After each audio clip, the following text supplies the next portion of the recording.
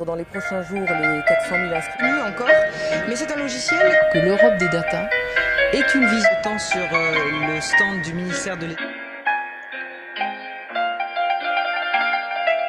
Bonjour Jérôme Verschave. Bonjour. Vous êtes directeur général d'Aérocampus.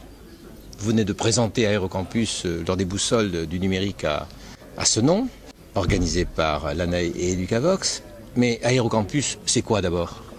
Aérocampus est un concept très particulier, unique, qui a l'ambition de regrouper sur une filière qui est l'aéronautique l'ensemble des voies de formation, des publics et des niveaux de formation.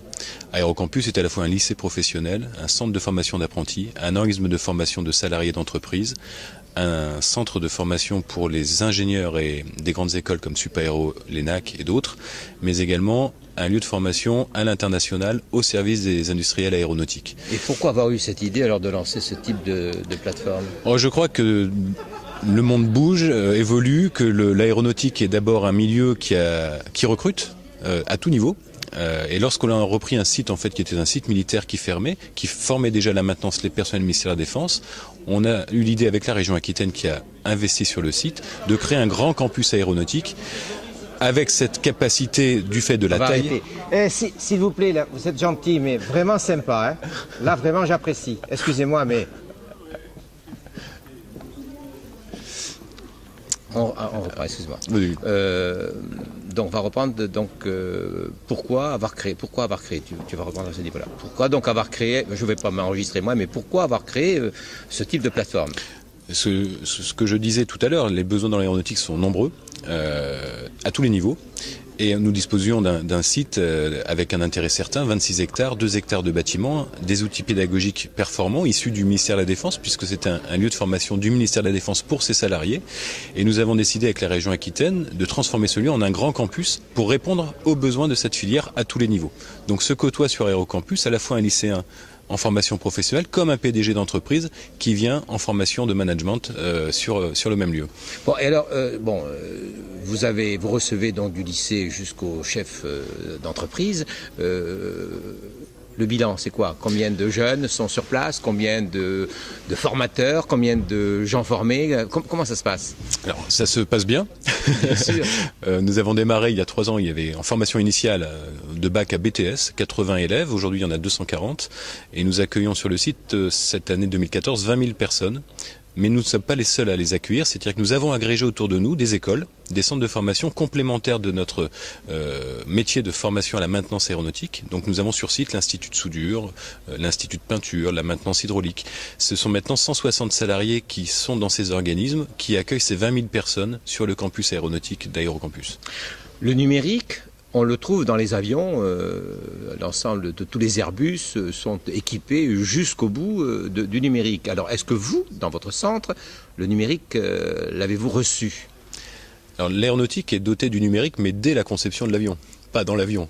L'ensemble de la chaîne industrielle aujourd'hui aéronautique est tournée autour des technologies, organisée autour des technologies numériques. J'évoquais tout à l'heure le fait que sur la chaîne d'assemblage du Mirage ou aujourd'hui du Rafale, les techniciens valident les process de fabrication à travers des tablettes.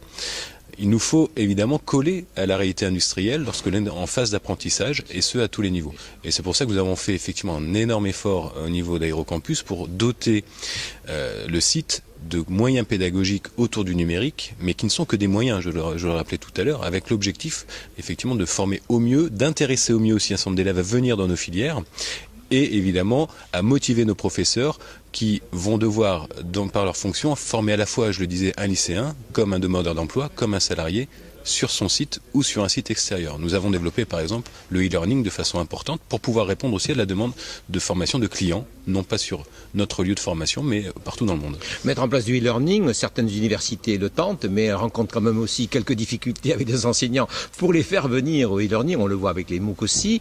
Ces difficultés-là, vous les avez rencontrées ? Oui, on les a rencontrées de deux sortes, effectivement. Dans l'usage des numériques, on a pu avoir des résistances de nos formateurs. mais le chemin se fait tout doucement. Je crois qu'il ne faut pas faire de révolution numérique au niveau des esprits, mais plutôt une évolution culturelle, et je crois que les choses sont intégrées. Et je l'évoquais également, on a une problématique d'évolution de la réglementation.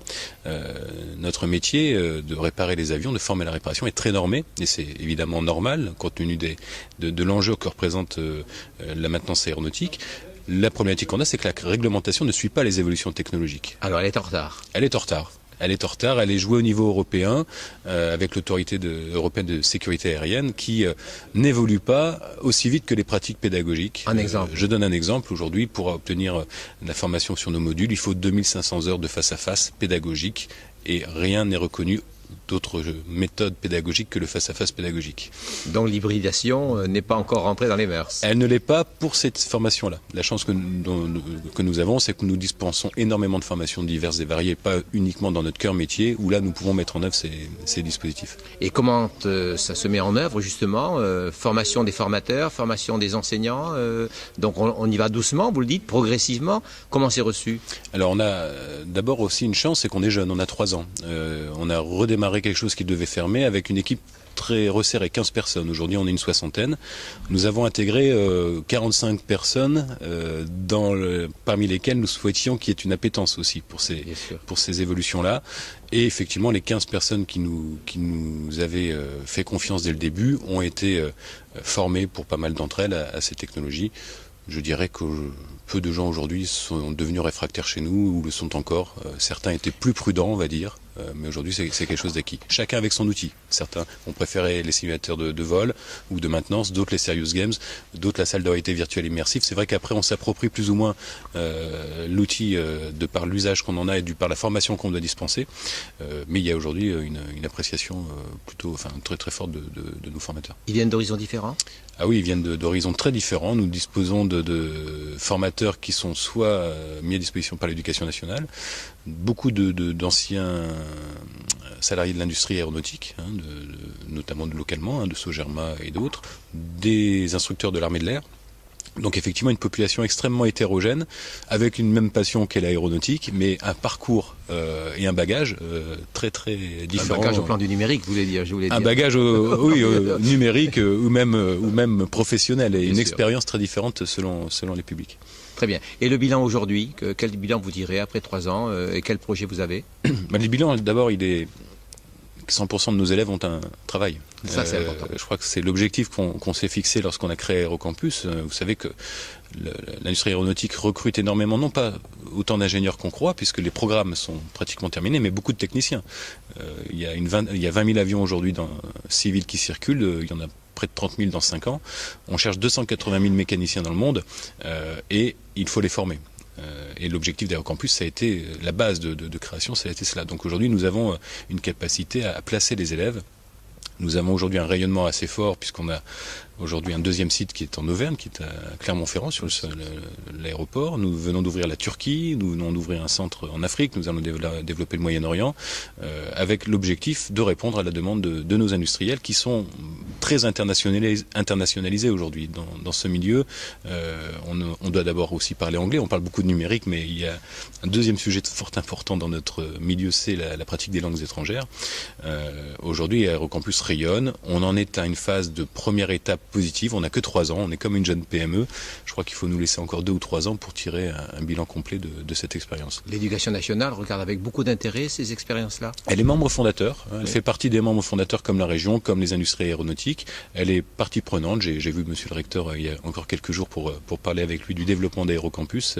On a une éducation nationale motrice, on a souvent l'image d'une éducation nationale qui va freiner un peu les choses. Je crois que le pari a été fait sur Aérocampus grâce aussi à l'éducation nationale. Il faut savoir qu'on a ouvert aussi le premier lycée professionnel franco-allemand de France, grâce au recteur de l'époque, M. Nambrini, et Alain Rousset, le président de la région.